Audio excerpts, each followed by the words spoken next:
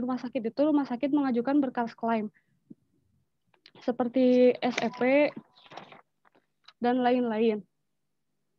Nah, pada proses mengajukan berkas klaim ini dari pihak rumah sakitnya tidak mengecek dengan baik dan benar sehingga ada berkas atau dokumen yang hilang yang menyebabkan verifikasi itu dikembalikan oleh pihak BPJS. Setelah mengajukan berkas tersebut, BPJS Center memverifikasi penerimaan berkas klaim, lalu memverifikasi kelengkapan berkas, konfirmasi, dan negosiasi. Jika semua perlengkapannya itu sudah memenuhi kriteria dan syaratnya, maka akan dilanjutkan untuk cetak FWK-nya dan untuk dipersetujui. Setelah itu, untuk berkas yang tidak disetujui oleh pihak BPJS akan dikembalikan ke rumah sakit untuk diperbaiki. Selanjutnya, setelah berkas yang sudah diverifikasi sudah memenuhi persyaratan, lalu akan dilanjutkan ke kantor cabang KA unit keuangan untuk persetujuan klaim dan pembayaran selama 15 hari kerja. Yang selanjutnya adalah output atau keluaran. Dalam pelaksanaan verifikasi klaim pelayanan BPJS, ada beberapa kesalahan, yaitu pemberkasan yang tidak lengkap karena ada berkas yang hilang. Hal tersebut dapat terjadi karena tim Kesmik tidak diikut sertakan dalam pelatihan verifikasi klaim. Dan yang terakhir ada kesimpulan dan saran. Yang pertama ada kesimpulan. Berdasarkan hasil kegiatan praktikum 2 mengenai kompetensi tim Kesmik Rumah Sakit Permata Cirebon, maka dapat ditarik kesimpulan yaitu ada beberapa tim Kesmik yang kurang kompeten karena pada saat penyerahan berkas klaim ada berkas yang tidak lengkap dan hilang sehingga pengajuan klaim menjadi terhambat. Sarannya yaitu tim Kesmik harus mengikuti pelatihan agar lebih kompeten dalam melaksanakan tugas dan tanggung jawabnya, sehingga pada saat verifikasi klaim semua syarat dapat termenuhi dan tidak ada lagi ketidaklengkapan berkas dan hilang. Sekian presentasi dari saya. Mohon maaf bila ada kesalahan. Wassalamualaikum warahmatullahi wabarakatuh. Waalaikumsalam. Ya, mungkin ya kalau Pak Arya yang baru bergabung mungkin masih agak blank mengenai rumah sakitnya ya. Pertama dokumennya baru dapat, kemudian tadi profilnya mungkin nggak cukup lengkap. Oleh karena itu mungkin Pak Arya dulu aja mendahului. Silakan Pak Arya, mungkin sambil mau konfirmasi ya, apa yang melatar belakang. Silakan Pak Arya. Baik, terima kasih Dok. Wah, ini luar biasa ini laporannya Saudari Leni Fadriani. Saya baca sekilas, Bro. Saya baca screening itu laporannya luar biasa. Ada banyak juga yang sudah dilakukan oleh Saudari Leni ini. Sehingga saya mau minta korespondensi terkait apa yang sudah dilakukan oleh Saudari Leni di Rumah Sakit Cirebon ya. Dan suara saya jelas, Leni? Jelas, Pak. Kedengaran Pak ya.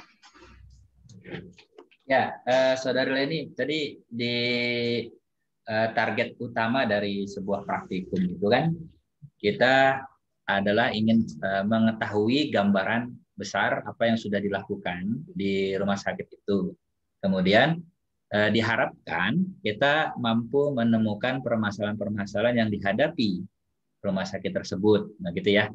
Baik sebagai administrator rumah sakit. Nah, oleh karena itu yang ingin saya korespondensi adalah satu soal permasalahan tadi yang ditemukan tuh seperti kurangnya kompetensi atau adanya hilang barang sehingga menyulitkan untuk klaim dan lain sebagainya. Nah, itu gimana, Len? Jadi dari pihak tim Kesmiknya itu karena mereka itu tidak diikut sertakan dalam pelatihan, jadi pada saat pemberkasan itu ada beberapa berkas yang hilang gitu Pak. Jadi ada yang nggak pas waktu dikirimkan pengajuan klaim ke pihak BPJS, nah berkas itu dikembalikan karena ada dokumen yang hilang.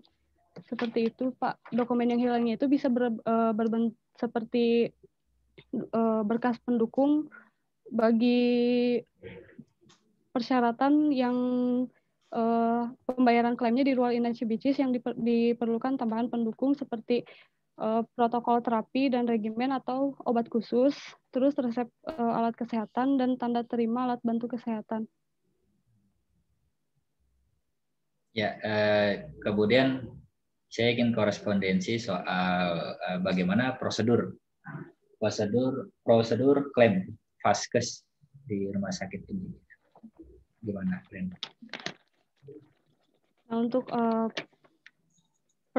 proses klaim tersebut, yang pertama itu memastikan surat SIP dokter yang berpraktek sudah ada.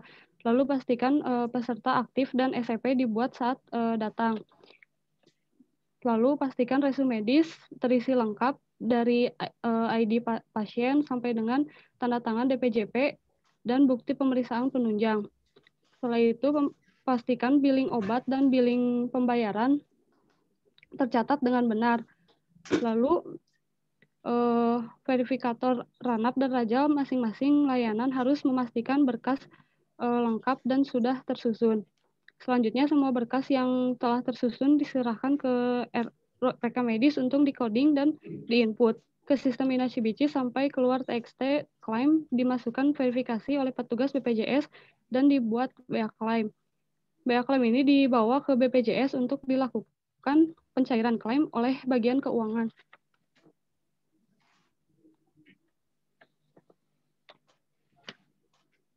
Untuk lampiran-lampiran surat-surat dari BPJS sudah dilampirkan, Leni? Hanya melampirkan SPP aja, Dok. Pak. SPP aja. Iya. Ya. Oke. Terakhir ya, Len. Ya. Terakhir aja. Target kita setelah Anda sudah melakukan praktikum, itu targetnya adalah kita mampu menemukan, menciptakan, dan sebagai syarat utama untuk lulus, yaitu menyelesaikan tugas akhir. Begitu ya, Len ya? Nah, ya, tadi kan sudah ketemu tuh adanya tim Kesmik yang kurang kompeten karena penyerahan berkas klaim berkas yang tidak lengkap dan hilang.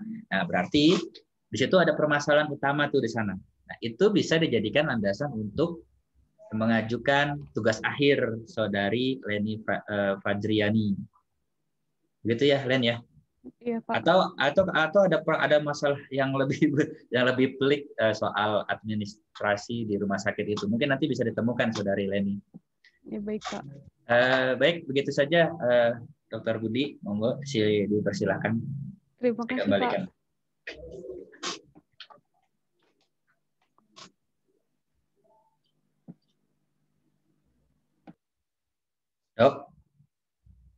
Dr. Budi. Ya, Pak ya. Arya, Pak enggak? Baik, saya kembalikan ke Pak Dokter. Ini sudah selesai dari saya. Oh ya, baik. Ya, kalau saya sebenarnya penilaiannya udah dapat, Pak Arya, kayak dampingi adik-adik ini. Oh iya, baik. Baik. Ya, terakhir dari saya, coba Leni sampaikan ya, agak panjang dikit nggak apa-apa. Apa manfaat dari praktikum ini? Silakan. Dengan bahasa seadanya, nggak usah repot-repot, ya. Ini mah bukan bahasa ilmiah, ini bahasa curcol. Ya, diingat juga oleh Pak Arya ini. Ya, baik, Pak. Karena apa sih, ya praktikum sekarang sedikit berbeda dengan praktikum yang sebelumnya, karena dilakukannya secara online gitu, Pak.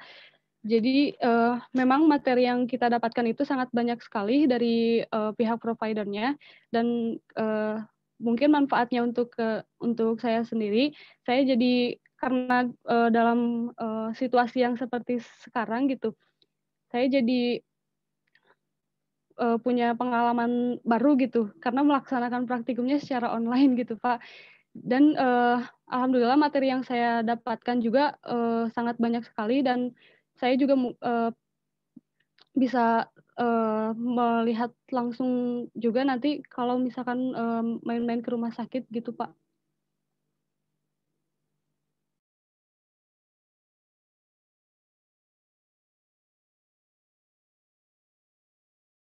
Ya, baik.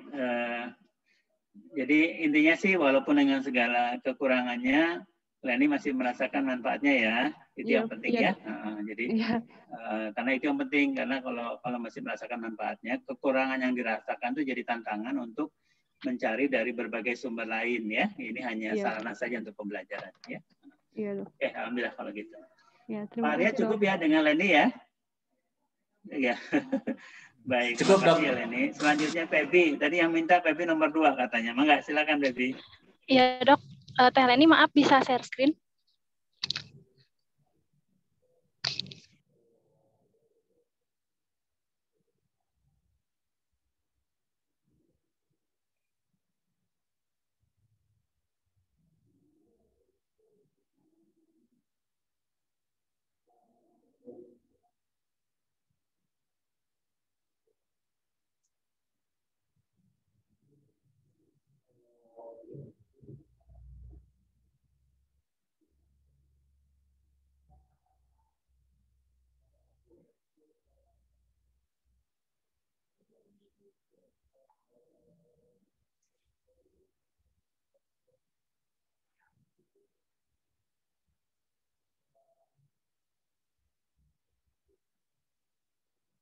Ayo, Febi.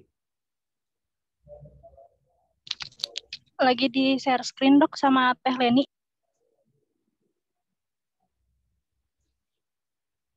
Len, bisa dijadikan Febi host?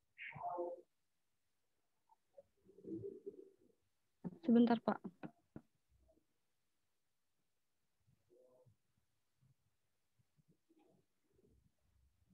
Febi, kamu sudah jadi itu ya, co-host ya? Iya, Pak. Kamu sudah jadi co-host, coba bisa di share screen nggak?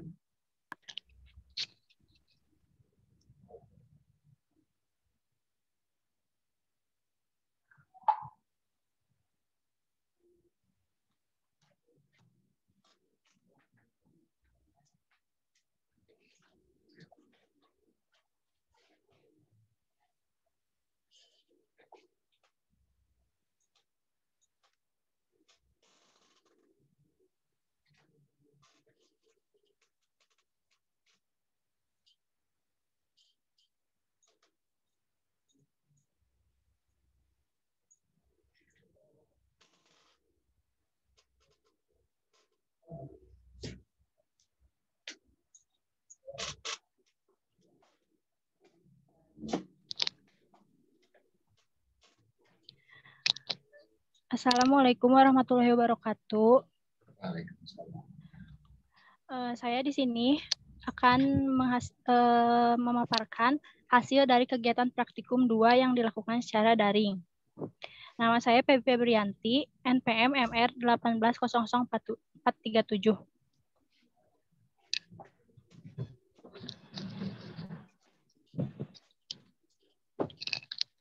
Yang pertama ada definisi klaim. Klaim adalah suatu permintaan salah satu dari dua pihak yang mempunyai ikatan agar haknya terpenuhi. Satu dari dua pihak yang melakukan ikatan tersebut akan mengajukan klaimnya kepada pihak lainnya sesuai dengan perjanjian yang disepakati bersama oleh kedua pihak. Lalu ada syarat pengajuan klaim. Satu, klaim pelayanan kesehatan tingkat lanjut. Ini yang rawat jalan. Klaim diajukan secara kolektif oleh fasilitas kesehatan kepada BPJS Kesehatan maksimal tanggal 10 bulan berikutnya menggunakan aplikasi NaCBIS. Klaim diajukan dengan kelengkapan administrasi sebagai berikut. Yang pertama ada kwitansi asli lengkap 3 bermaterai secukupnya, formulir pengajuan klaim FVK lengkap 3,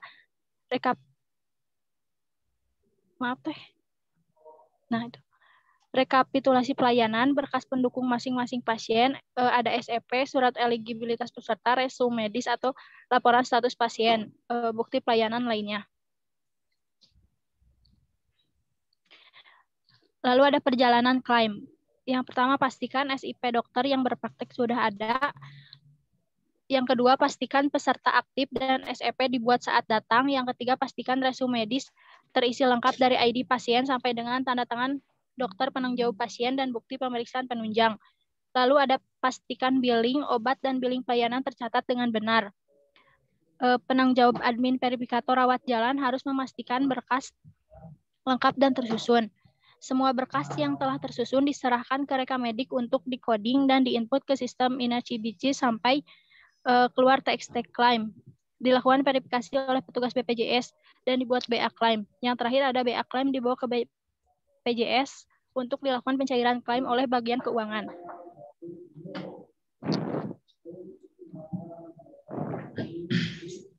Bisa next teh.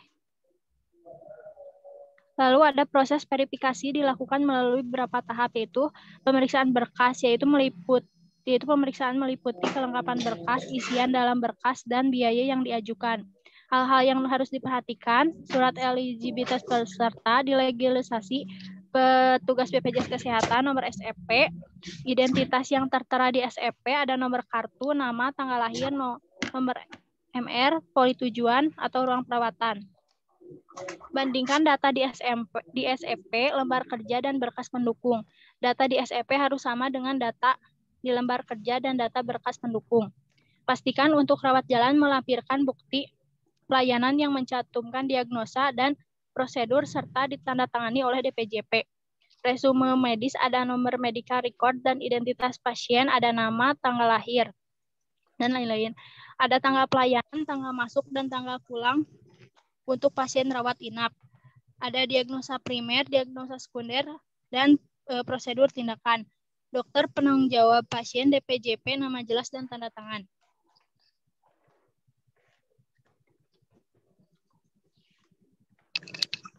Pastikan juga tanggal pelayanan sama dengan tanggal di SEP dan tanggal di resume medis.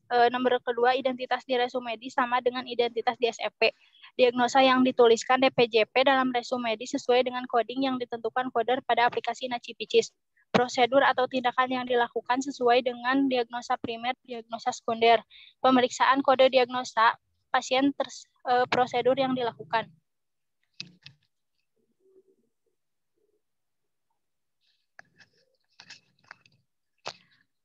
Di sini saya mengambil analisa kasus tentang ketidaklengkapan resume medis yang dianalisa melalui pendekatan analisis sistem.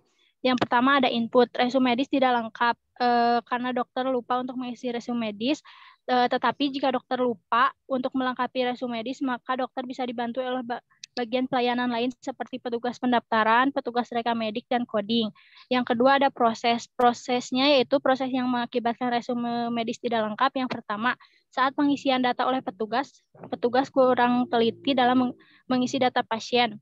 Yang kedua, dokter yang sibuk sehingga lupa mengisi resume medis pasien. Yang ketiga, petugas kurang teliti sehingga lupa mengecek kembali kelengkapan berkas resume medis.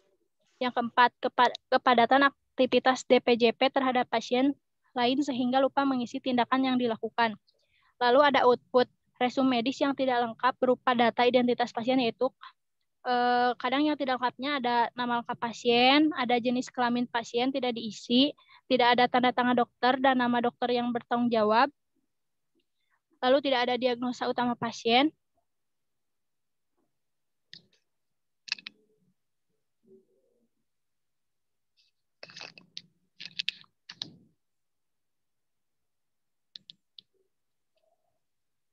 Lalu tidak ada diagnosa pasien dilakukan tindakan tetapi tidak ada keterangan prosedur tindakan pada resume medis pasien. Kesimpulannya, resume medis yang benar yaitu resume medis yang diisi dengan lengkap dan jelas. Lengkap pengisiannya dari mulai data pasien, nomor rekam medik, nomor SEP, tanggal bulan, tahun pemeriksaan. Diagnosa utamanya jangan lupa prosedur tindakan dan pemeriksaan penunjang. Lengkap mengisi kode ICD-10 ICD-9 dan ICD-10. Lengkap tanda tangan dan nama dokter penanggung jawab pasien. Jelas penulisannya dan mudah dimengerti.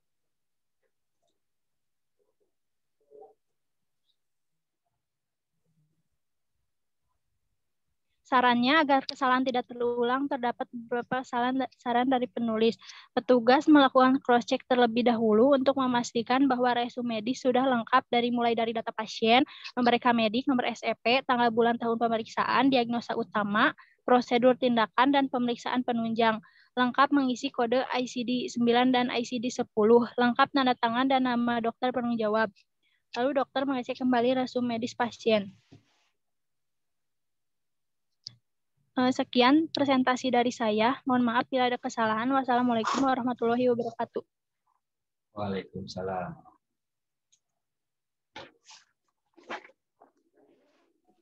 Ya. Mangga Pak Arya, silakan. Baik Dok, terima kasih. Saudari Feby. Ya Pak. Feby, videonya diaktifin. Ya, materinya ditutup. Saya ingin korespondensi soal alur pelayanan, alur klaim, atau yang utama adalah bagaimana proses verifikasi, Leni?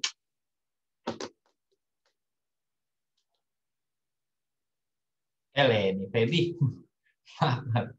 Gimana Feby? Feby?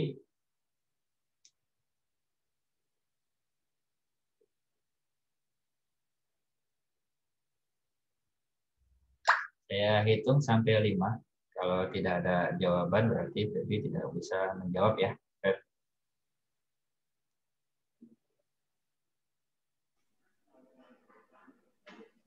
5. Iya Pak, maaf di unmute. Yang pertama melampirkan SEP. Yang kedua melampirkan bukti-bukti penunjang. Feby, jangan nyontek ya, jangan nyontek. Ya, coba. Ya Pak. Yang pertama melampirkan kartu SEP. Dari SEP itu kan ada nama, tanggal pemeriksaan, tanggal lahir. Yang kedua ada bukti pelayanan. Bukti pelayanan dari misalkan lab, radiologi. Lalu ada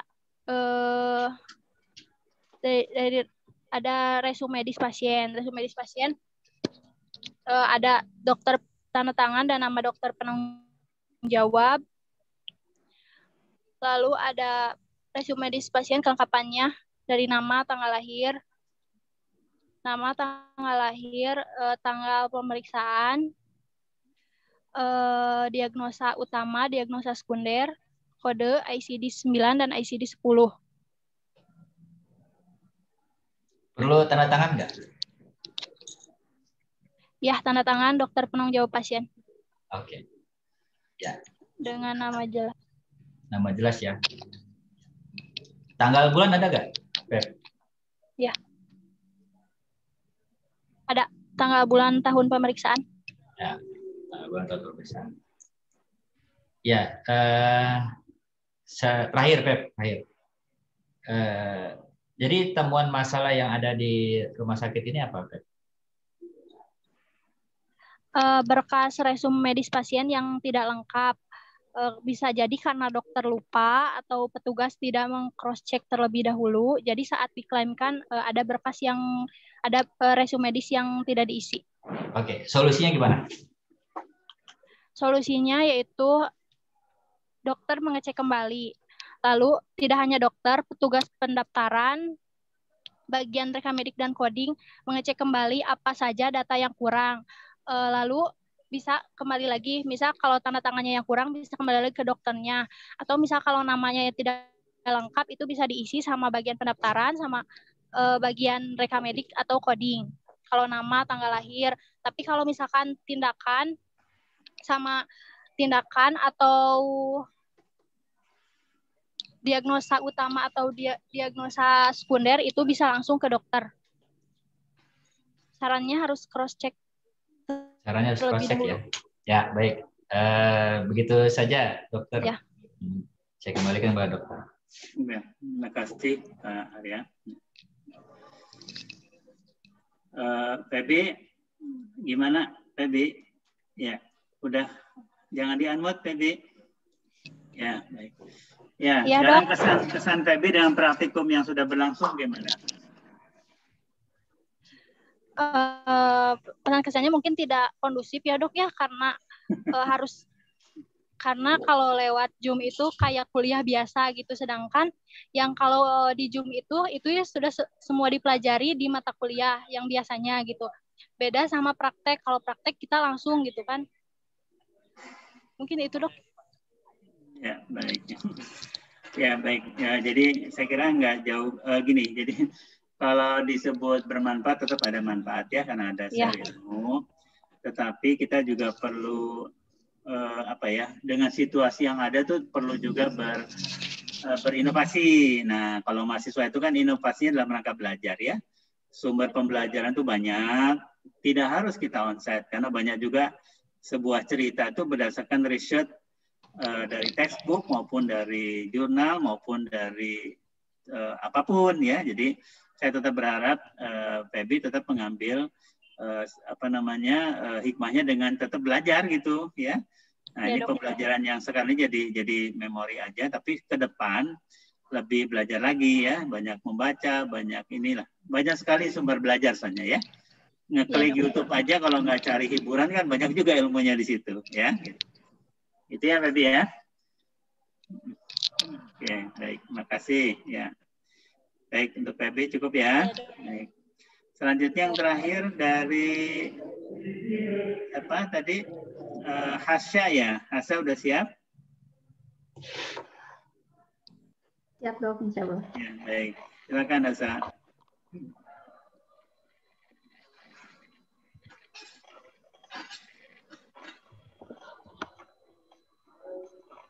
Sudah muncul? Sudah kelihatan.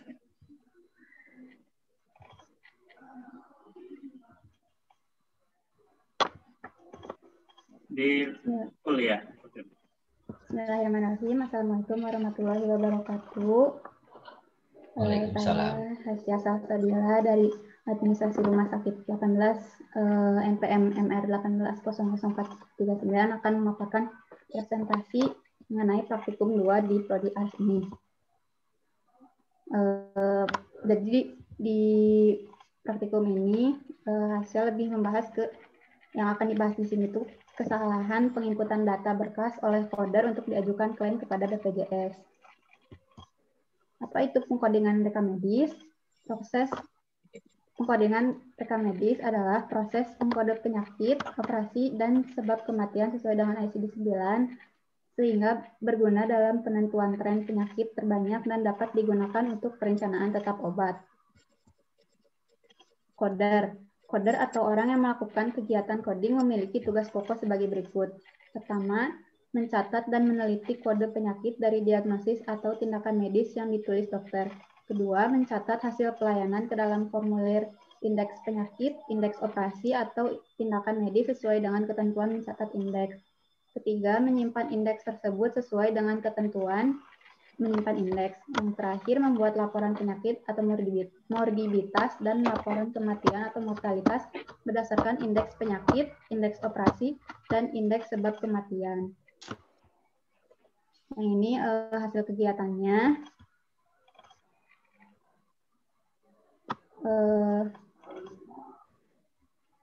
Pada pelaksanaan kegiatan praktikum, penulis telah membaca dan berdiskusi mengenai masalah saat proses pengkodingan di rumah sakit yang dilakukan oleh petugas coder. Terjadi beberapa kesalahan pada penginputan data berkas untuk diajukan klaim kepada BPJS. Kesalahan-kesalahan ini dapat menyebabkan klaim BPJS Kesehatan tidak sesuai atau bahkan tidak diterima.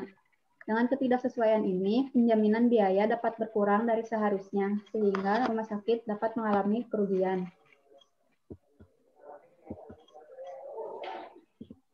Yang pertama, kita masuk ke analisa sistemnya. Yang pertama ada masukan. Di masukan ada sumber daya manusianya. Sumber daya manusia yang terdapat di Rumah Sakit Permata Cirebon ini berjumlah 3 orang. Dari hasil membaca dan berdiskusi, standar petugas coder yang terdapat masih berada di bawah standar. Petugas coder yang juga merupakan seorang perekam medis menurut Permenkes nomor 377 tahun 2007 tentang standar profesi perekam medis dan informasi kesehatan, seharusnya perekam medis atau coder ini mampu untuk mengklasifikasikan data kode diagnosis yang akurat. Ada beberapa faktor yang menyebabkan coder melakukan kesalahan seperti berikut ini. Yang pertama, kurangnya kemampuan coder untuk membaca hasil tulisan dokter, kurangnya kemampuan petugas coder mengenai coding, kurangnya pemahaman petugas coder mengenai coding, dan kurang telitinya petugas coder. Kemudian selanjutnya ada mesin dan material. Di sini terdapat beberapa komputer yang terkadang tidak berfungsi dengan baik, terutama dalam hal software yang menunjang proses klaim pada BPJS Kesehatan. Akibatnya data-data yang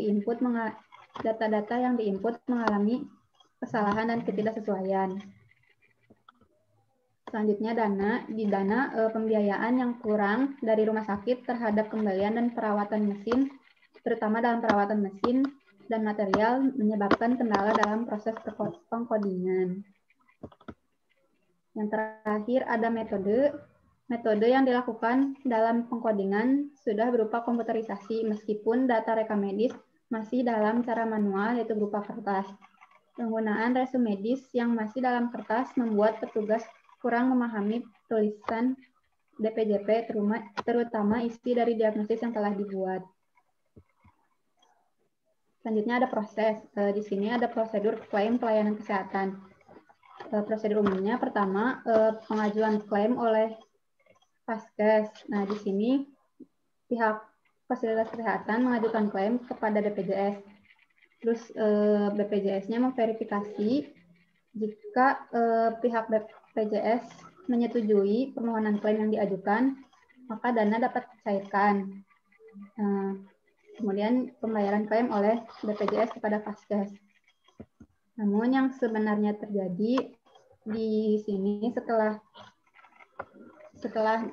membaca dan berdiskusi, pertama kurang berjalan secara baik karena banyaknya berkas tidak sebanding dengan jumlah SDM yang ada.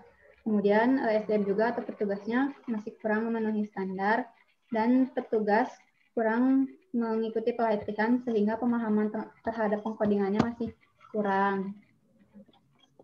Selanjutnya ada keluaran isi berkas untuk diajukan klaim kepada BPJS Kesehatan menjadi tidak sesuai. Jika terdapat kesalahan dalam pengkodingan, dapat mengakibatkan penagihan biaya yang mengalami kekurangan karena kode yang dimasukkan tidak sesuai. Selain itu, rumah sakit juga bisa dianggap melakukan fraud jika kode yang dimasukkan dianggap berlebihan daripada yang sebenarnya. Hal lainnya yang bisa terjadi berupa pengajuan klaim tidak diterima oleh pihak BPJS Kesehatan. Kesimpulannya, yang pertama, dalam proses pengkodingan berkas rekam medis untuk diajukan klaim kepada BPJS, di sini terjadi kesalahan yang disebabkan oleh banyak faktor yang telah disebutkan tadi sebelumnya. Kedua, kesalahan pada pengodingan dapat mengakibatkan klaim yang diajukan tidak sesuai, sehingga dapat menyebabkan rumah sakit mengalami kerugian. Untuk sarannya, permasalahan dalam penginputan data oleh coder ini dapat diselesaikan melalui upaya-upaya berikut. Yang pertama, melakukan konfirmasi secara langsung kepada DPJP atau dokter penanggung jawab pasien jika dirasa isi dari berkas rekam medis tersebut kurang dapat terbaca. Kemudian, yang kedua, mengadakan pelatihan mengenai coding bagi petugas coder agar semakin terlatih. Selanjutnya, melakukan pemeriksaan berkas kembali jika ada kekurangan lengkapan. Yang terakhir, mengadakan evaluasi mengenai pengodingan. Sekian dari saya. Wassalamualaikum warahmatullahi wabarakatuh. Waalaikumsalam. Silakan Pak Arya. Ya, baik. Terima kasih, Dok. Ya, Saudari Hasya Salsabila. Ya, Pak. Kira-kira kenapa kemampuan coder itu sulit memahami tulisan Dokter Hasya? Sulit memahami mungkin karena bisa jadi latar belakang pendidikan petugasnya misalkan masih kurang memenuhi, jadi masih belum tahu maksud-maksud dari tulisan si DPJP tersebut itu. Jadi kurang apa ya, pelatihan juga gitu sih, Pak. Kurang pelatihan ya. Iya. Kira-kira ada nggak solusi yang ditawarkan untuk masalah ini? Iya, paling ikut jadi pihak rumah sakitnya membuat si petugas itu buat ngikutin beberapa pelatihan tentang coding tentang verifikasi. Tentang verifikasi ya. Baik. Nanti saya ada yang ingin saya sampaikan, Dok, terkait soal verifikasi. Kebetulan memang ada program dari Prodi untuk masalah verifikasi ini, Dok. Nanti di akhir aja saya kasih informasi ya, Dok ya. Hasya, selain kurangnya pemahaman soal coding dan selain sebagainya tadi, ada nggak permasalahan yang lain?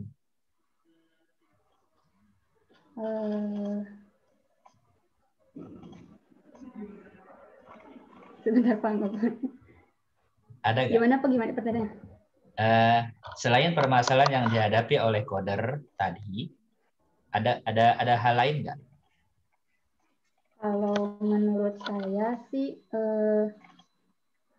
bisa jadi karena kurang telitinya codernya juga. Jadi waktu masukin itu tuh jadi nggak dicek lagi misalkan karena nggak kecek, jadi ya udah karena ya nggak teliti, kurang teliti.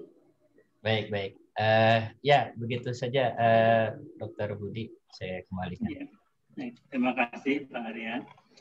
Baik, dari sekalian, Fahmi siap juga, Fahmi? Fahmi siap hari ini? Siap? Oh. Insya Allah siap, Dok. Oh, sok atau di-share-kan dulu filenya di grup. Saya tunggu ini. Kan Pak Arya perlu baca juga. Oh, bentar. Atau presentasi dulu, Dok. Itunya nyusul gimana? Jangan atuh. Pak Aryanya nggak perlu dapat juga gambaran globalnya. Berarti Dikit aja dulu. Dok. Hah? Kenapa? Kami cari dulu. Atau gini deh, nanti Arya, Fahmi di periode kedua aja ya. Saya kalau belum baca nggak gerug juga nanti. Ya, di periode kedua ya. Oh, alhamdulillah. Tapi kirimkan filenya ya. Oke. Baik, nah, sebelum dari Pak Arya, mungkin saya akan izin ya Pak Arya, saya review sebentar ya dari. Iya, boleh. Silakan, Dok. Nah, jadi adik-adik sekalian, maaf Pak, saya pintu kamar saya tutup dulu. Oh iya, baik. Ya, sebagai info ya, saya lagi di ruangan Prodi karena kan sebentar lagi mau ditutup nih, Dok nih. Kampusnya mau ditutup. Kalau misalkan saya nggak pulang, saya dikunciin ini. Oh iya, baik sebentar Pak. Ya, nanti baik. Ya, jadi intinya adik-adik sekalian kan menarik temuan ya, kemudian kesimpulan dan rekomendasi. Jadi mohon dipahami bahwa karena kita nggak langsung terjun ya, jadi bisa jadi memang masalahnya tidak sesimpel itu ya. Anda menemukan masalah kan dari hasil dialog ya, dialog dengan saya gitu. Ya mungkin saya mewakili secara umum dan saya tidak berani menekankan kompleksitas yang lebih kompleks, karena nanti malah jadi bikin pusing ya karena Anda nggak melihat langsung. Jadi intinya sih kita belajar saja menarik kesimpulan dari temuan yang memang masih agak dangkal ya, tapi setidaknya itulah temuan yang bisa ada ya di rumah sakit. Nah, kemudian analisa kita juga tentu saja belum dalam ya, kita belum menggunakan instrumen yang sepenuhnya ya, tapi ini untuk pembelajaran saja bahwa kalau kita ketemu masalah memang harus di-down-kan gitu ya. Analisa sistem itu hanya salah satu analisa yang amat sangat sederhana. Sebetulnya kalau didalamin ya banyak banget yang bisa kita dalamin ya. Salah satunya adalah menggunakan RCA ya, root cause analysis. Jadi dia menganalisa faktornya apa sih yang menjadi akar masalahnya gitu ya. Nah itu ini belum banyak kita lakukan ya karena memang waktu kita cukup ini. Nah harapannya nanti pada saat Anda membuat tugas akhir harus lebih lengkap dari ini ya, lebih dalam ya. Kemudian sumber pembelajarannya pun harus lebih lengkap ya daripada ini. Jadi harapannya sih ini pembelajaran saja untuk kalian ya untuk tahap ini ya seperti itu. Baik, saya kira itu dari saya. Selanjutnya silakan Pak Arya, ada yang mau disampaikan tadi. Silakan. Ya, baik. Terima kasih Pak Dr. Budi. Ya, baik ya. Saya ucapkan selamat buat saudari yang sudah melaksanakan praktikum. Nah, tentu ada proses spirit yang panjang yang pernah dialami dan itu memang harus dilalui dan itulah yang kenapa memiliki pengalaman belajar luar biasa. Dan saya juga tadi sempat agak kaget, Dok, begitu mendengar ini rekan-rekan saudari-saudari ini sudah menemukan masalah sehingga dan juga menemukan bagaimana solusi yang dihadapi. Saya rasa ini sudah mulai sudah punya pandangan visioner ke depan untuk menemukan tugas akhir nih, Dok, sepertinya anak-anak. Itu luar biasa sekali. dari kami, dari Prodi, tentunya kalau misalnya ada temuan-temuan permasalahan yang dihadapi, seperti yang tadi sudah diterangkan oleh Saudara Eleni, Hasya, dan Febi, itu kita bisa temukan sebuah terapi untuk mereka, bahwa kita bisa menyediakan praktik workshop untuk kekurangan yang memiliki kompetensi yang kurang dimiliki oleh tadi teman-teman yang sudah ditemukan. Nah, itu rancangan bagus. Saya rasa nanti untuk tugas akhir, Leni, Febi, dan Asa itu sudah punya gambaran ke depan. Sekali lagi saya ucapkan selamat karena sudah melalui itu semua, dan tetap jaga semangat walaupun di masa pandemi ini. Saya ucapkan selamat. Baik, Dok, saya kembalikan. Ya, terima kasih Pak Arya. Terima kasih sekali-kali sudah sabar mendampingi ini proses secara online. Ya, terima kasih. Insya Allah nanti periode kedua ada beberapa lagi ya. Ada Gipari, Hildan, Fahmi, ya. Kemudian ada problem tadi di laptop tuh Kamila ya. Ya, mudah-mudahan nanti kalaupun ada problem mungkin dititip aja sama yang punya akses. Kamilanya pakai HP gitu ya. Tapi jangan lupa paketnya harus cukup. Kalau nggak cukup nggak bisa masuk ya. Oke, saya kira gitu. Terima kasih untuk semuanya ya teman-teman, adik-adik mahasiswa juga terima kasih sudah membuat yang terbaik ya. Mudah-mudahan itu jadi amal jariah untuk kalian, untuk belajarnya, dan bermanfaat tentu saja untuk kita juga yang mendengarkan ya. Begitu aja mungkin ya Pak Arya ya. Kita tutup sama-sama dengan ucapan alhamdulillah. Kita tutup dengan doa penutup majelis ya. Subhanakallahumma wa bihamdika asyhadu an la ilaha illa anta astaghfiruka wa atubu ilaik. Terima kasih sekali lagi. Wassalamualaikum warahmatullahi wabarakatuh. Waalaikumsalam warahmatullahi wabarakatuh. Yang selanjutnya lebih baik ya. Udah dapat Terima kasih, Dok. Kan? Terima kasih, Pak. Dok. Terima kasih, Pak.